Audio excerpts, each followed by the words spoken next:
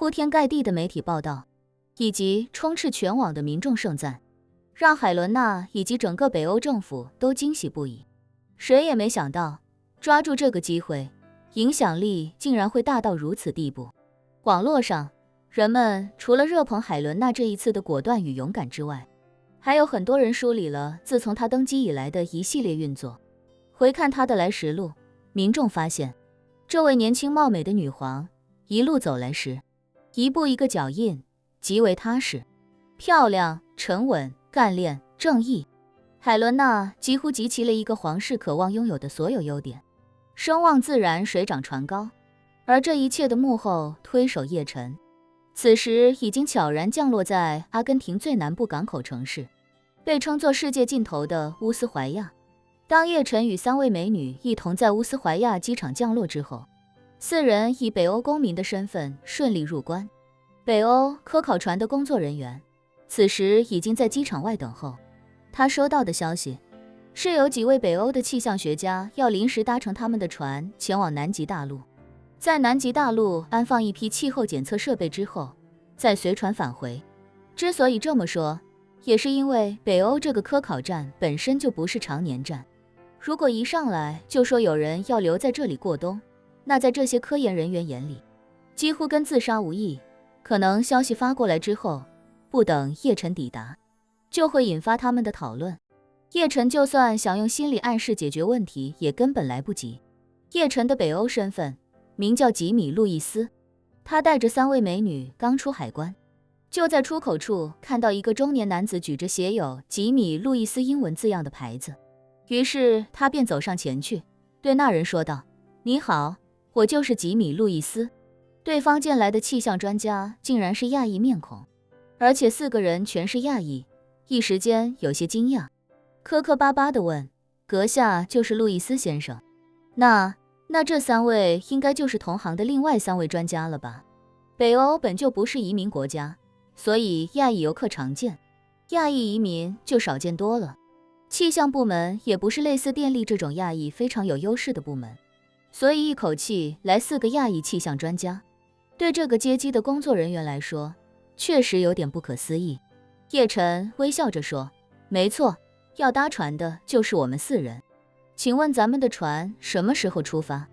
那人回过神来，解释道：“路易斯先生，我们的科考船现在正在乌斯怀亚港等着补给油料和物资，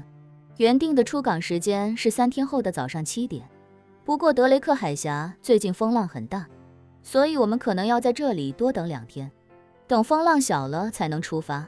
说到这里，他赶紧又补充一句：“对了，路易斯先生，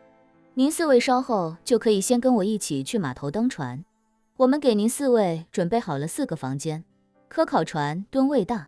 硬件设施比较好，而且这次咱们主要是接人，所以船上人不多，相对还是很安静舒适的。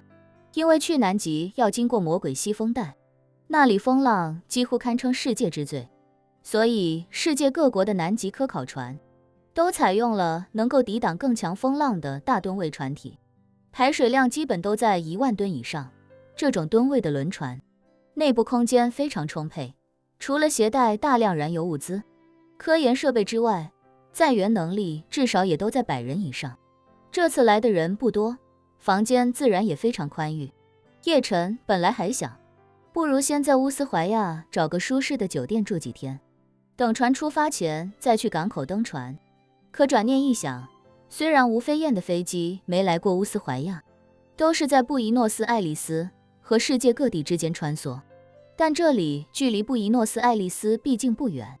算是已经接近破青会的地盘。无论是自己，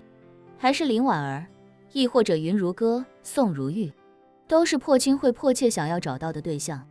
不适合太过招摇。而且亚洲面孔在这里本就不多见，4个亚洲面孔凑在一起就更加醒目。于是叶晨便同意了对方的建议。等行李全部取到手之后，4人便带着行李一起坐上他开过来的中巴车，直奔乌斯怀亚港。他们4个人一共带了10个行李箱，这里面多数都是林婉儿请海伦娜帮忙准备的。他知道叶晨和云如歌、宋如玉大部分时间肯定会用来修炼，到时候时间对他们3人来说，不过就是弹指一挥间，而自己则要在极夜的严寒之中度过几个月，所以行李准备的自然也多了一些。3月份的乌斯怀亚正值秋季，气温相对宜人，路上叶晨看到很多背包客，每个人都背着巨大而又专业的行囊，那些户外行装大都采用十分鲜艳的颜色，将街道点缀得颇具特色。叶晨好奇地问那接机的中年人，这些背包客都是去南极的游客吗？中年人微笑着说，这些背包客都是赶在冬天到来前，刚从南极大陆以及南设得兰群岛撤下来的游客。南极洲每年的旅游季是从11月到3月份，只有这4个月时间才有商业探险游轮前往南极。过了这个季节，所有的商业探险游轮都不能进入德雷克海峡。现在已经3月下旬了，几乎就是回撤的最后窗口。这些游客撤回乌斯怀亚之后，有些会直接乘飞机离开阿根廷，有些会选择在阿根廷玩一玩再离开。随即他又向叶晨介绍，乌斯怀亚作为去南极大陆最重要的跳板，承担了90%以上南极游客的中转，所以这里的旅游业十分发达，占了本地总产值的40%。半个城市的就业岗位都在为往来南极的船只和游客提供服务，每年至少有10万人从这里去往南极。说着，他微笑道，不过眼下并不是这座小城的旅游旺季，因为南极大陆马上就要迎来寒冬极夜，普通游客在未来半个月内会陆续从南极撤离，很多夏季科考站的专业人员也已经开始陆续离开了。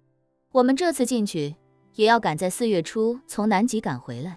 所以留给4位处理设备的时间可能也只有3天，最多不超过5天。叶晨问他，船从乌斯怀亚出发的话，需要几天能抵达咱们的科考站？对方想了想，说，快的话可能需要2天半的时间，慢的话3天半吧。叶晨又问，那咱们科考站周围的其他科考站是夏季站还是常年站？对方说，咱们要去的这个科考站接近南极内陆，周围方圆几10公里内几乎都是欧洲的科考站，而且全部都是夏季站。因为南极这个地方越靠近内陆，环境也就越恶劣，所以那些常年站大都建设在南极半岛和周边的岛屿上。叶晨稍稍放下心来，他来之前查阅了南极冬季的气候，知道南极的气候很奇怪，这里的冬天在进入极夜状态之后，会冷到连气流活动都大大受限，所以极夜时，南极大陆很少刮风降雪，几乎全是极寒晴朗的漫漫长夜，反而是夏天的南极风大雪多。南极的冬夜是那种零下80多度，没有风也没有雪，满天繁星与极光共存，静谧到极致的夜。在这种极寒又晴朗的环境里，能见度肯定不会太差，繁星与极光之下，能见度至少也有几公里。如果周围还有其他国家的常年站，那几人进进出出恐怕并不那么方便。若是方圆几10公里内只剩下他们4个，那一切便简单多了。